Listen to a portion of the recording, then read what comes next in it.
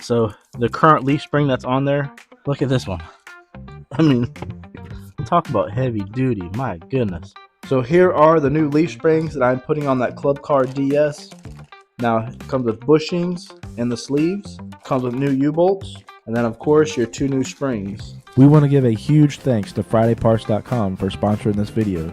They sent us these heavy duty leaf springs and they're really going to help. Yeah, these are some heavy duty springs. Look at that, guys. The current spring that is on the golf cart is only 1 spring, so look how these extra. So today I'm going to show you guys exactly how we are going to install this. So if you have a golf cart like ours. So we're going to put this jack underneath the rear differential. We're going to lift up one side. We're just going to do one side at a time and take off the tire. First thing we're going to do is take off this U-bolt. It's a 16 millimeter socket. I'm underneath here. I'm going to loosen both sides and take the U-bolt off. Okay. Next, we're going to loosen up the rear of the leaf spring. This is 9/16. It's a nut and a bolt.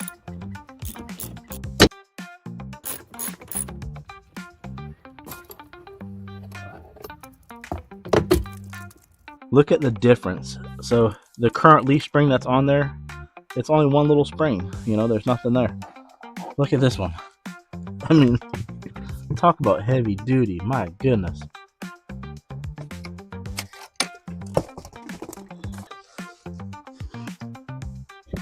I'm using a pry bar to pick up on the axle, and that way I can pull the spring right out. And there we have it. The first leaf spring is now out. Put this big baby in. So again, I'm going to use my pry bar to try and pry up on the axle a little bit so I can have enough room to squeeze the new leaf spring right on in. Alright, next thing, we're going to put our U-bolts back on. There we go. Now I'm going to put on the washer and the nut for the U-bolts.